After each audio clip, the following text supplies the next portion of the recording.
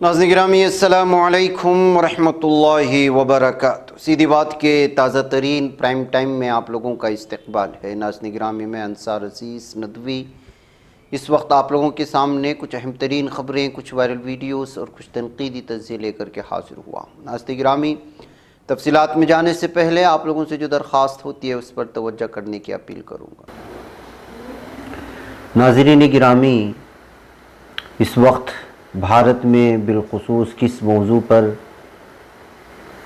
बहस चल रही है आप बेहतर अंदाज में जानते हैं, और इस मौजू को लेकर के मुस्लिम दुश्मन मीडिया, गोदी मीडिया असल मुद्दों को दबा करके मुसलमानों के ख़िलाफ़ भारत में कत्ल आम के लिए किस तरह के सूरत हाल बनाने की कोशिश कर रहा है, किस तरह झूठ परोसने की कोशिश कर रहा है, ये सारी चीज़ें आप लोगों के सामने हैं। जहाँ तक मैं जानता हूँ गुज़िश्ता 24 घंटों में यही कुछ छाया हुआ है पूरी मीडिया में।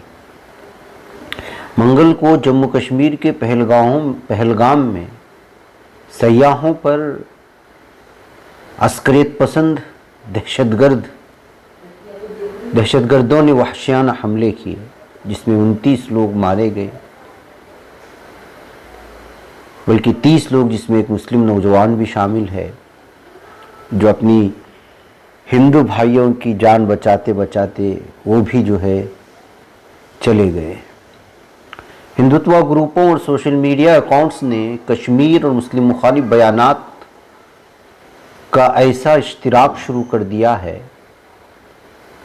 कि कश्मीर में मुसलमानों की नस्लकुशी के मुतालबात से लेकर माशी बाइकाट तक के मुतालबे करने शुरू कर दिए हैं। एक्स स्पेसेस और पेजेस मुसलमानों के कत्ल आम की वकालत करते हुए वहाँ पर मुबाहसे हो रहे हैं, तबसरे हो रहे हैं। कश्मीरी मुसलमानों के हवाले से रोहिंग्याई और बांग्लादेशी मुसलमानों की बातें हो रही हैं, भारतीय मुसलमानों के कत्ल आम की बात हो रही है। मीडिया कश्मीरी मुसलमान भी इसमें शामिल हैं, आम मुसलमान भी, इस तरह का नज़रिया पेश करके पूरे भारत में जो उस वक्त कश्मीरी हैं, जो मुख्तलिफ यूनिवर्सिटी में कश्मीरी तलबा जो पढ़ रहे हैं, उनके ख़िलाफ़ माहौल बनाने की कोशिशें हुई। और गुज़िश्ता 24 से 48 घंटे के दौरान में कई मुस्लिम ताजिरों पर, या जो ठेला और घर घर जाकर के कुछ बिक्री करते हैं, उन लोगों पर हमले की खबरें आ रही हैं। किसी ने लिखा कि हर कश्मीरी इस कत्ल में मुलव्वस था, हर कश्मीरी ने ये किया। मुबाहसों में मुख्तलिफ किस्म के इस्लामोफोबिक चीज़ें पेश की जा रही हैं, और अलग अलग we will also take down their pants and kill them की चीज़ें लिख रही हैं। यानी कि जबकि दहशतगर्दाना कार्रवाई के दौरान इल्ज़ाम लग रहे हैं कि दहशतगर्दों ने वहाँ मौजूद सयाहों का नाम पूछ करके या उनको कलिमा पढ़ने पर मजबूर करके, जब वो कलिमा ना पढ़ने की सकत रखते थे तो उनको मार दिया जाता था। उनके पैंट चेक कर रहे थे। अभी इसकी हकीकत क्या है पता नहीं है, लेकिन जो है मीडिया इस पर चीख रहा है, चिल्ला रहा है, अलग अलग तरह की चीज़ें पेश कर रहा है। किसी ने कहा कि एक मजहबी जंग है, उनकी आबादी में इजाफा हो रहा है, इसी वजह से जंग बढ़ रही है, मुसलमानों के हवाले से लिखने की कोशिश की। तो नाज़रीन गिरामी, आप जाकर के सोशल मीडिया चेक कर लीजिएगा किस तरह से नफ़रत का माहौल इस वक्त पूरे के पूरे जो है भारत में बनाने की कोशिशें हो रही है। जबकि हकीकत क्या है और हकीकत में ये क्यों हुआ, हुकूमत से सवाल किया जाना चाहिए था कि जब कश्मीर जैसे हसास मुल्क में मुल्क भर से सयाह जा रहे हैं, तो सयाहों की सिक्योरिटी के लिए वहाँ की हुकूमत ने और मरकज़ी हुकूमत ने क्या किया। जबकि सबसे ज़्यादा फ़ौजी वहाँ पाए जाते हैं, मुल्क भर में पाई जाने वाली मुख्तलिफ़ फ़ौजियों की टुकड़ियाँ वहाँ पाई जाती हैं। 2 से 3 हज़ार सयाह वहाँ मौजूद हैं, तो उनकी सेफ्टी के लिए वहाँ की हुकूमत ने, मरकज़ी हुकूमत ने क्या किया। कहीं कोई ख़ास वजह तो नहीं कि जो है वहाँ पर किसी भी सिक्योरिटी फोर्सेस को नहीं लाया गया और 30 घंटे तक बदमाश और दहशतगर्द अपनी बदमाशी करते रहे, दहशतगर्दी फैलाते रहे, मासूमों की सीनों को गोलियों से छलनी करते रहे और वहाँ पर कोई मौजूद नहीं था। तो वजह क्या थी? बड़े बड़े दावे करने वाले कि जो हमारी सरहदें महफूज हैं, तो इन सरहदों पर हिफाजत क्यों नहीं किया गया? जब ये बताया जा रहा है कि वहाँ पर जो है जिन पाकिस्तान से आने वाले इन दहशतगर्दों ने जो है ये दहशतगर्दी मचाई है और 2 हफ्ते पहले ही ये सरहद से घुस चुके थे, और जब इंटेलिजेंस को इस बात का पता था तो उनके खिलाफ क्यों नहीं कार्रवाई की गई? क्यों नहीं पूरी सिक्योरिटी बढ़ा दी गई मुख्तलिफ इलाकों में, बिलखुसूस सयाहों की? और ये सारी चीज़ें ऐसे ही वक्त में क्यों पेश आते हैं जब मुसलमानों के तय कोई मुद्दे उठा लिए जाते हैं भारत में, और बीजेपी को ये महसूस होता है कि अब जो है गेंद उनके पाले में नहीं है। वक्फ तरमीमी बिल को लेकर के पूरे मुल्क में गम और गुस्सा पाया जा रहा है, एहतिजाजात पर एहतिजाजात हो रहे हैं, बेरोजगारी को लेकर के मसाइल बढ़ते चले जा रहे हैं, अलग अलग तरह के जो है मसाइल हैं इस वक्त। तो जाहिर सी बात है कि ऐसे ही मौके पर जब मोदी बाहर चले जाते हैं किसी मुल्क के दौरे पर, तो यहाँ पर इस तरह की ऐसी जो है हमले होते हैं, बिलखुसूस कश्मीर के किसी इलाके को निशाना बनाया जाता है। जैसे पहले पुलवामा को निशाना बनाया गया, उसके हक़ाइक़ अभी तक सामने नहीं आए, और अब पहलगाम में इस तरह का निशाना बनाया गया है सयाहों को। पहले फ़ौजियों की जान ले ली गई, अब मुख्तलिफ भारत के इलाकों से ताल्लुक़ रखने वाले लोगों की, सयाहों के रूप में जो चले गए थे, उनकी जान ले ली गई। तो इसके पीछे असल में राज क्या है? एक तरफ ये सवालात उठाए जाने चाहिए थे, दूसरी जानिब गोदी मीडिया किस तरह से इस पूरे मामले को इस वक्त जो है मुसलमानों के ख़िलाफ़ नफ़रत बांटने के लिए ज़रिया बना रहा है। ये मैं आगे जाकर के कुछ वीडियोस पेश कर रहा हूँ कि वहाँ के मकामी लोग किस तरह हैं, क्या क्या सूरत हाल बनाने की कोशिशें होती हैं, वहाँ की रियलिटी क्या है, कश्मीरी मुसलमानों ने किस तरह से सयाहों को बचाया। ये बयानात दे रहे हैं जो सयाह वहाँ गए थे, अपने घरों के दरवाजे खोले, अपनी मस्जिदों के दरवाजे खोले, उनको दिलासा दिया कि हम आपके पास 1 रुपया भी नहीं देंगे, आपके घरों तक पहुँचाने की जिम्मेदारी हम कश्मीरी मुसलमानों की है। लेकिन ये वीडियोस नहीं दिखाए जा रहे। पहलगाम जाने से वहाँ के साथी जो उनके गाइड्स थे कश्मीरी मुसलमान, उन्होंने रोक दिया, अपने घरों में रखा उन लोगों को। लेकिन मीडिया है कि वो नफ़रत फैलाने का ही काम कर रहा है। ये आगे कुछ वीडियोस आपके सामने पेश किए जाएंगी। इन वीडियोस को देखने के बाद आप अंदाज़ा लगाएं कि इस वक्त अगर इस मुल्क का कोई सबसे बड़ा दुश्मन हो सकता है तो वो हिंदुत्व नफ़रत फैलाने वाले हिंदुत्व लीडरों के अलावा जो है पहले नंबर पर अगर शामिल किया जाएगा तो वो मीडिया है, जो झूठ परोस रहा है और पूरे भारत को आग में झोंकने की कोशिश कर रहा है। लेकिन सोशल मीडिया के हवाले से सच्चाई निकल करके आ जाती है। इन तमाम वीडियोस को आप देख लें कि कश्मीर में जो लोग हैं वो कश्मीर में ही रहने चाहिए होटल में, और जो महाराष्ट्र में से आने वाले थे वो महाराष्ट्र में रहने चाहिए फिलहाल, थोड़ी ये सब अच्छा होने के लिए। लेकिन कश्मीर का ये मैसेज भी जाना चाहिए कि जो लोग बोले कि उन्होंने पूछा पहले कि आप हिंदू हो क्या, अगर हिंदू हो तो उन्होंने मारा और मुस्लिम को नहीं मारा, ये इंडिया में मैसेज जा रहा है। ऐसा नहीं है, मैं सुबह से कश्मीर में घूम रही हूँ, मैं एक हिंदू हूँ, लेकिन मुस्लिम भाई हमारे कंधों से कंधे मिला के हमारे साथ खड़े हैं, और उनको ना हिंदू से खतरा हो रहा है ना हम लोगों को मुस्लिम से खतरा हो रहा है। ये सब उन लोगों को करना है, और हमको भारतीय होने के नाते ये सब उनको जो इच्छा है कि यहाँ पे कश्मीर में लोग नहीं आना चाहिए, वो बताना चाहिए कि हर कश्मीरी, वो हिंदू हो या मुस्लिम हो, वो पर्यटकों के साथ है। हमारे ड्राइवर यहाँ पे है, हमारे ड्राइवर यहाँ पे। जब ये हो गया तो हम डर गए क्योंकि घर से फोन आने लगे। यहाँ पे तो हमारा फोन भी नहीं लगता, यहाँ पे अलग सिम कार्ड लेना पड़ता है पोस्ट पर, तो घर वाले पैनिक हो रहे थे। तो भाई ने हमें बोला कि एक बार हम हमारी जान दे देंगे, लेकिन आपकी जान को कुछ खतरा नहीं होने देंगे। ये भाईचारा है, ये इंडिया का, भारत का भाईचारा आबाद रहना चाहिए, भारत अखंड रहना चाहिए, ऐसा हमें लगता है। मैम, जैसा आपने अभी कहा कि हिंदू का नाम लिया गया और हिंदू को मारा गया, अभी नेशनल चैनल पे भी ऐसा चल रहा है। वहीं पे अगर हम देखें, कश्मीरी एक लड़का वहाँ पे था जिसने अपने आप को गोली लगने के बाद ही उनको उठाया वहाँ से, जख्मियों को, उसके बाद ही वो अपनी जान गंवा बैठा। उसके बारे में आप क्या कहेंगे? क्योंकि नेशनल चैनल पे अभी ज्यादा चल रहा है कि उन्होंने कहा कि हिंदू है यहाँ पे तो गोली मार दो। उस मुसलमान के बारे में क्या कहेंगे? जात धर्म नहीं रहता, और पर्यटकों को भी कोई जात धर्म नहीं रहता। ये हम लोगों को बाहर जाना था घूमने के लिए फॉरेन, लेकिन हमारा पासपोर्ट नहीं निकला करके हम भारत में आए। तो ऐसा है कि यहाँ पे मुझे ऐसा नहीं दिख रहा है धर्म में कुछ है, सब मानवता मानुषी के साथ है, मानवता के साथ है। तो यही भाईचारा टिकना चाहिए ऐसे मुझे लगता है। जो कल वाक़ा हुआ ऐसा नहीं होना चाहिए था, लेकिन अभी बहुत पैनिक है जो यहाँ पे टूरिस्ट लोग हैं, उनके लिए आपकी क्या मैसेज रहेगी? यहाँ के टूरिस्ट जो है वो सीएम साहब को बोल रहे हैं कि हमें फिर से एयरलाइन से वापस ले जाओ।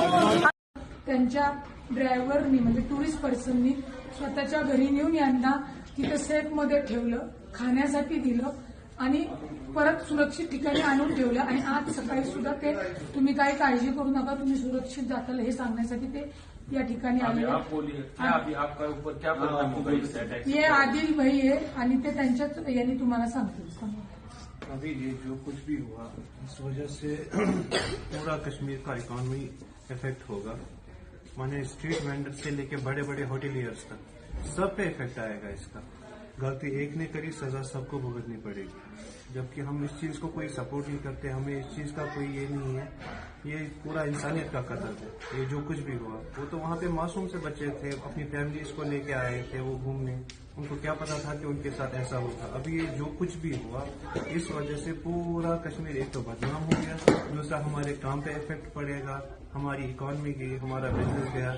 छोटा सा अगर आप किसी भी पिकनिक स्पॉट पे जाएंगे वहां पे आपको एक आम सा बंदा मिलेगा रैपिड लेके, वहां से लेके एक बड़ा सा 5 स्टार होटल है उस तक ये सारा इफेक्ट पड़ेगा। सबका काम गया, सब बदनाम हो गए। पूरी इंसानियत अभी शर्म में डूबी हुई है कि हम क्या करें और किसको क्या मुंह दिखाए। गलती एक ने की है, सजा पूरा कश्मीर भुगतेगा इसकी। क्या बोल सकते नीरज सब ठीक हो जाए। 8 दिवसापूर्वी आम्ही श्रीनगरला आलो तेव्हापासून ते स्थानिक जे आहे का टूर मॅनेजर ते आमच्या बरोबर आहे। माझं नाव उत्तम कारभारी आव्हाड, नाशिकहून आलेलो आहे मी। माझ्याबरोबर माझी वेळी आहे पालवे साहेब आणि आम्ही सहकुटुंब आलेलो आहोत। आणि 8 दिवसापासून आमच्याबरोबर आदिल भाई आहे, यांनी आम्हाला अतिशय कुटुंबासारखं वागवलेलं आहे। आज परंतु त्यांच्या खूप वाईट दिवस येणार आहेत, 8 दिवसाचे पुढच्या अनेक दिवसांचे। आणि त्यांनी खूप प्रेमाने आम्हाला वागणूक दिली। त्यांच्या घरी जाऊन त्यांनी आम्हाला जीव घातला, घरच्यासारखं हल्ला झाल्यानंतर त्यांनी आम्हाला खूप त्यांनी आम्हाला सहकार्य केलं, त्यांचे आम्ही खूप आभारी आहे।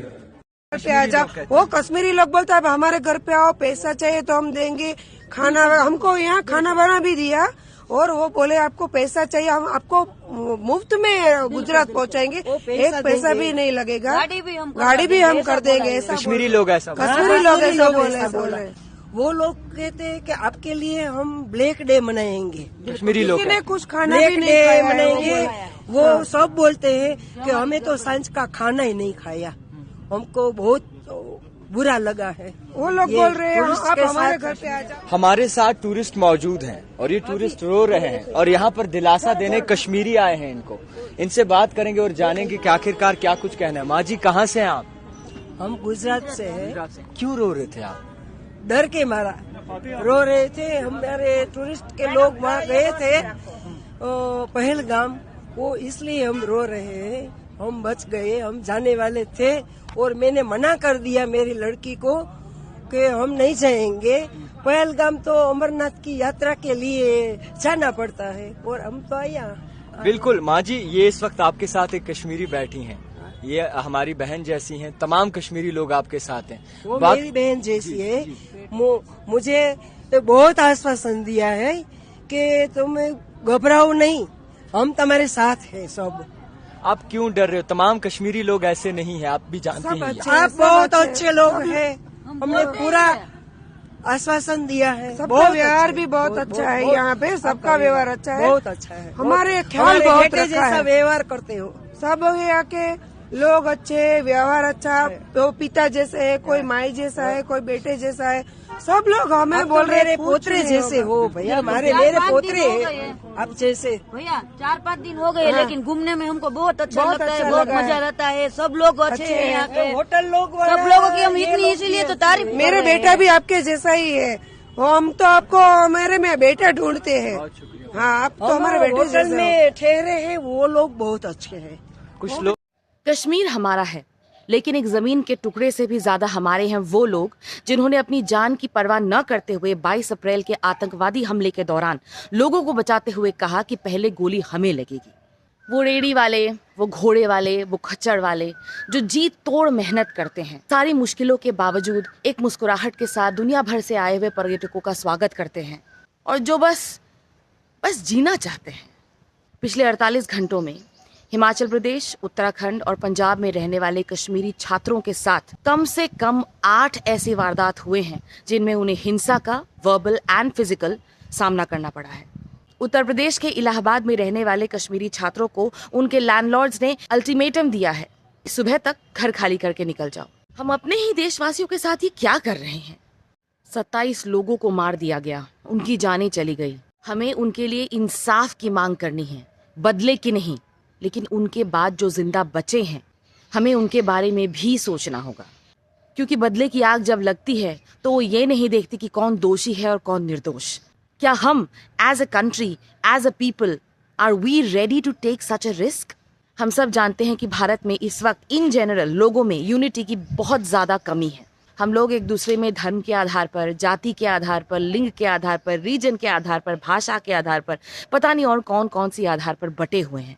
ऐसे एक समाज में, ऐसे एक समय में, ऐसे एक देश में दंगे भड़काने में एक सेकंड नहीं लगेगा। प्लीज इस बात को समझिए। आतंकवाद का विरोध करते करते खुद आतंकवादी मत बनिए। Hi friends, good morning. Welcome back with your प्यारी सी Deepa and we will talk about जो टेरर अटैक अभी कश्मीर में हुआ है, which really surprising नहीं होना चाहिए। Honestly, सब लोग अपने दिल पे हाथ रखो और बोलो सरप्राइज नहीं होना चाहिए, क्योंकि जब भी things don't go with BJP, उनके हिसाब से नहीं चलता है, आपको ऐसे कुछ ना कुछ कंट्री के अंदर दिखाई देगा। 100-200% आपको दिखाई देगा। अभी ये बिल के हिसाब से, वक्फ बिल के हिसाब से इतना उन लोग प्रेशर कर रहे, तो कुछ ना कुछ डाइवर्ट करने के लिए वैसे ही होने वाला है। आप लोग क्यों सरप्राइज हो रहे हो? जैसे पुलवामा में बताया था कि टेरर अटैक हो गया और वहां पे आपको कोई भी कैजुअलिटी नहीं दिखी, तो यहाँ पे तो बेचारे मासूम लोगों की जान गई just because of politics. Just because of politics. From the time Kashmir में कांग्रेस आ गया है, कितने बार आपको ये सुनाई दिया है कि आतंकवादी आ गए, आतंकवादी आ गए। आतंकवादी अपना नाम लिख के आता है, वो हिंदू है, मुस्लिम है, और वो मारने के पहले आपको बोलेगा नमाज पढ़ो करके। रियली लाइक न्यूज चैनल भी इतनी पागल हो गई है, उसको समझ में नहीं आ रहा है क्या बोलने के लिए। And people are not trying to understand कि अपने रिस्पेक्टेड प्रधानमंत्री जी मिस्टर मोदी जी अपना सऊदी का दौरा छोड़ के इंडिया आ गए। रियली मणिपुर पूरा जल रहा था, जब भी नहीं आए, जब भी तो और 10 देश का उन्होंने विजिट किया था। अभी इस टेरर अटैक में क्योंकि कश्मीर में हो गया and it is because Muslims are involve, वो सऊदी से आ गए। तो ये ड्रामा करने की क्या जरूरत है? लोगों को इतनी बेवकूफ बनाने की क्या जरूरत है? जनता तुम भी जाग जाओ यार, थोड़ा प्रैक्टिकल बनो, स्टार्ट क्वेश्चनिंग। ये पॉलिटिक्स झगड़े में, ये लीडर्स के मतभेद में मासूम लोग मर रहे, मासूम। कश्मीर में मर रहे, नॉर्मल एवरी स्टेट में आपको ये दिखाई देगा। कई बुलडोजर चल रहा है, कितने न्यूज में आपको दिखाई देगा कि हर जगह आग लग गई है। This is not what India is, this is not what we are looking forward for. And really इतने इमरजेंसी में सऊदी से वापस प्रधानमंत्री जी वापस आ गए। जब से वहां पे कांग्रेस जीता है, कितने बार आपने न्यूज में सुना वहां पे आतंकवादी आ गए, आतंकवादी आ गए। आतंकवादी ने नेम प्लेट लिखा है कि वो मुस्लिम ही है, वो क्रिश्चियन हो सकता है, वो हिंदू हो सकता है, सिख हो सकता है, कोई भी हो सकता है। जिसका दिमाग सही नहीं है ना, वो आतंकवादी बनता है। जाग जाओ यार, लोग जाग जाओ। And instead of fighting, pray करो कि अपने देश के अंदर वही शांति वापस आ जाए। जो लोग रिलीजन को लेके इतना झगड़ा कर सकते हैं, वो और क्या करेंगे? रूलिंग पार्टी इसके अलावा और कुछ नहीं कर सकती। अगर ये इंडियन सिटीजन्स को अगर मालूम पड़ जाए ना, थोड़ी सी अक्ल उनमें आ जाए, things will be very different. Let's pray to have peace in our country. God bless you all. Modi ji, मेरा आपसे सिर्फ एक सवाल है, अगर 10 सालों से हिंदू खतरे में ही हैं, तो आप कर क्या रहे हैं? कहीं ऐसा तो नहीं कि हिंदुओं को खतरे में डालकर उन्हें खतरे से बाहर निकालने का तमाशा किया जा रहा है? आप बताइए, हिंदू खतरे से बाहर कब आएगा? इस साल बिहार चुनाव के बाद, या 2027 में यूपी चुनाव के बाद, या सीधा 2029 के लोकसभा चुनाव के बाद ही हिंदू खतरे से बाहर आ पाएगा? कहीं ऐसा तो नहीं कि हिंदू खतरे से कभी बाहर आ ही नहीं पाएगा? जानते हैं सर, देशवासी उतना मूर्ख है नहीं जितना उन्हें समझा जा रहा है। उनके सब्र का इम्तिहान लेना बंद कर दीजिए। मणिपुर से लेकर पश्चिम बंगाल और जम्मू कश्मीर तक हिंदुओं की हत्या हो रही है और आप कुर्सी पर जमे बैठे हैं। आपको क्या लगता है लोग कुछ समझ नहीं रहे हैं? अब आप बताइए कि हिंदुओं को किससे खतरा है? बीजेपी आईटी सेल के मुताबिक मुसलमानों से खतरा है। लेकिन आप बताइए, अगर खतरा मुसलमानों से है तो आप सऊदी अरब में क्या कर रहे हैं? खतरा अगर पाकिस्तान से है तो आपने रेगुलर आर्मी भर्ती बंद करवाकर 4 साल वाले अग्निवीर फौजी क्यों भर्ती किए? खतरा अगर बांग्लादेश से है तो शेख हसीना भारत में क्या कर रही हैं? देश जानना चाहता है। मोदी जी, जवाब दीजिए। पहुंचा वापस हॉस्पिटल, वहाँ हमको 9:30 बजे उस भाई की लॉज पे थे। हम गए उधर, ये सुना टूरिस्ट ने भी बोला कि आदिल भाई लड़ रहा था हमारे लिए, टूरिस्ट के लिए लड़ा। वो गया था वहाँ उनको बताने कि ये क्या मसला, आप क्यों बेवजह इनको मार रहे हो। तो उन्होंने उसको भी गोली मारी, एक यहाँ सीने गर्दन पे मारी, 2 यहाँ सीने पे, बाकी सबको एक एक गोली लगी थी। हेडशॉट ही लगे थे सबको, मैंने देखा अपनी आंखों से। 30 आदमी मारे थे उन्होंने। वो टूरिस्ट 29 थे और आदिल भाई लेके 30 थे। वो मैंने सबको देखा अपनी आंखों से, अपने हाथों से उनको उतारा। दिक्कत की गई है इस अटैक में जिनकी जाने गई, हम उनको श्रद्धांजलि पेश करते हैं और कंडम करते हैं। उसके बाद जो हमारा ये भाई था सईद आदिल, हमारा भाई था, इसने अपनी जान गंवाई है और हम इस बात पर फख्र महसूस कर रहे हैं। प्राउडली हम ये बात बोल रहे हैं कि सईद आदिल ने टूरिस्ट्स की जान बचाते बचाते इसने अपना बलिदान दिया है, इसने अपना बलिदान पेश किया है। एक लेडी को बचाते बचाते इसने अपनी जान दी है। हम इस बात पर प्राउड फील करते हैं। दूसरी बात यह है कि जो ये घिनौनी हरकत है, हम गवर्नमेंट से अपील करते हैं, हमारी मुद्दबाना गुजारिश है कि इस वक्त पूरा कश्मीर, पूरा साउथ, पूरा डिस्ट्रिक्ट अनंतनाग और पूरा हमारा इलाका हपतनाड़ आपके साथ है। हम शाना बशाना गवर्नमेंट के साथ हैं, अपनी फौज के साथ हैं। अब वक्त आ गया है कि जो ये लोग हैं, ये बदमाशी जिन्होंने की है, बिल्कुल जब ये फायरिंग हुई उधर तकरीबन 6000 लोग थे। उसमें टूरिस्ट्स थे, उसमें होटल वाले थे, उसमें फोटोग्राफर्स थे और उसमें गाइड थे और उसमें ये घोड़े वाले थे और ये आदिल भी वहीं पर था।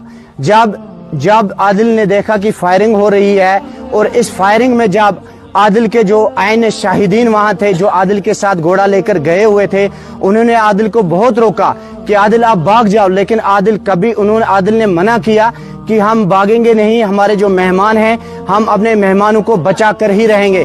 और इन टूरिस्ट्स की जान बचाते बचाते आदिल ने अपनी जान गंवाई है। बिल्कुल लड़ाई तो कहाँ कर सकता है, उनके पास गन थी, लेकिन इसने ये सुनने में आया है कि आदिल ने ये बोला है कि आप बेगुनाह लोगों को क्यों कत्ल कर रहे हैं, क्यों आप बेगुनाह लोगों पर गोलियां चला रहे हैं, बड़ों पर, बच्चों पर, बुजुर्गों पर अंधाधुंध फायरिंग हो रही थी। और उसी का नतीजा ये निकला कि आदिल के यहाँ 3 गोलियां आदिल को आई हैं। आदिल का गुस्ल मैंने खुद दिया है। देश में आतंकी हमला हुआ है और आज प्रधानमंत्री मोदी जी बिहार में रैली करने जा रहे हैं क्योंकि वहां चुनाव है। क्या ये रैली करने का वक्त है? किसी में दम है जो उनसे सवाल पूछ ले? बीते 10 सालों में भाजपा के चुनाव प्रचार और अडानी को ठेके दिलवाने के अलावा मोदी जी ने किया क्या है? कौन पूछेगा कि सरकारी कंपनियां बेचने या सेना की जमीन बाबा रामदेव को देने से देश कैसे मजबूत होगा? सेना की भर्तियां रोकने और 4 साल वाली अग्निपथ योजना लाने से सेना कमजोर हुई है या मजबूत? सेना में 1 लाख सैनिकों की कमी क्यों है मोदी जी? ईश्वर ना करे अगर कोई युद्ध 4 साल से लंबा चल गया तो हम इन 4 साल वाले अग्निवीरों के सहारे लड़ाई कैसे जीतेंगे? है कोई पूछने वाला? ट्रंप के दबाव में अमेरिका से खराब लड़ाकू विमान लेने पर देश की ताकत में कैसे इजाफा होगा? बताइए। आतंकी हमले की आपदा में अवसर ढूंढकर भाजपा ने देश को जितना नुकसान पहुंचा दिया है उतना आतंकी हमले से भी नहीं पहुंचा था। हमला पूरे देश के खिलाफ था और पूरे देश को इसके खिलाफ एकजुट होकर लड़ना था, लेकिन भाजपा की घटिया राजनीति ने लोगों को ही आपस में लड़वा दिया। हमले में हिंदू, मुसलमान, ईसाई सभी मारे गए, लेकिन मीडिया ने हिंदुओं को पीड़ित और मुसलमानों को अपराधी बताने का एजेंडा चलाया। पत्रकारिता के मूल्यों की गिरावट अगर ऐसे ही जारी रही तो अब वो दिन दूर नहीं जब शहीदों की शहादत भी धर्म के चश्मे से देखी जाएगी। भगवान न करे देश में कभी ऐसा भी दिन आए, लेकिन मोदी जी हैं तो ये भी मुमकिन है। आपदा में अवसर ढूंढना जिनकी पॉलिसी रही हो, अवसरों के लिए आपदा लाना उनके लिए कौन सी बड़ी बात है। आज मोदी जी बिहार जा रहे हैं, वहां उनकी रैली है। पिछली बार पुलवामा हमले के शहीदों के नाम पर वोट मांगा था, अब पहलगाम के मृत पर्यटकों की बारी है। कुछ समझे? मेरा नाम अब्दुल मलिक है। आप क्या काम करते हैं? मैं जनाब होटल काम कर रहा हूँ। मैं 30 साल से शेफ का काम कर रहा हूँ। और पहलगाम में। लेकिन आज तक हमने कभी नहीं देखा कि ऐसा वाक़ा हुआ। इतने वाक़े हुए लेकिन इससे बड़ा कोई वाक़ा आज तक पहलगाम में कभी नहीं हुआ। हम लोग गरीब हैं, हम यहाँ काम करने के लिए आते हैं, हमारा अहल इस पर है, क्या करेंगे। हम घर में उतनी प्रॉपर्टी नहीं है वो जिससे हम गुजारा कर सकते हैं। लेकिन हम इस वाक़े के मजम्मत करते हैं कि ऐसे लोगों को सख्त से सख्त सजा दी जाए जो इसमें मुलविस होंगे। हम गवर्नमेंट से अपील करते हैं कि ऐसे लोगों को ऐसी दोबारा गलती नहीं होना चाहिए। बाकी बस सीजन अच्छा चल रहा था, अब तो सीजन बहुत अच्छा चल रहा था। सब होटल फुल थे, घरों में लोग टूरिस्ट रखते थे। हम ये लोग हमारे मेहमान हैं, हम इनकी बहुत इज्जत करते हैं और ये लोग भी हमारे बहुत इज्जत करते हैं। लेकिन हम क्या करेंगे कि अल्लाह ताला की तरफ से हम लोगों को शहमत थी कि हम इसमें फंस गए। लेकिन क्या करेंगे, अब हम यही चाहते हैं कि दोबारा ऐसा वाक़ा कभी नहीं होना चाहिए। नुकसान तो करोड़ों में होगा। करोड़ों में क्या साहब, अरबों में नुकसान हुआ, क्योंकि यहाँ की माइशत जो है वो टूरिस्ट पर ही थी। सब लोग, चाहे गाँव हो, शहर हो, कोई भी जगह हो, टूरिस्ट पर ही चलता था। यहाँ की ऐसी आमदनी नहीं है कि यहाँ लोग मुलाजिम हैं। यहाँ कम से कम 100 में से 40% मुलाजिम हैं, बाकी सब इस टूरिज्म पर मुफहम करते थे। बहुत नुकसान हो, क्या करेंगे। ये बच पाता है कोई सहाफी की निगाहों से, मिलाता है ये लोगों को मोहब्बत की पनाहों से। करम और दर्द मंदी का है एक संसार सीधी बात। अजीमत जुर्अतो हिम्मत का है इजहार सीधी बात। अजीमत जुर्अतो हिम्मत का है इजहार सीधी बात। ये चैनल हक निगर बनकर कुचल देता है फितनों को,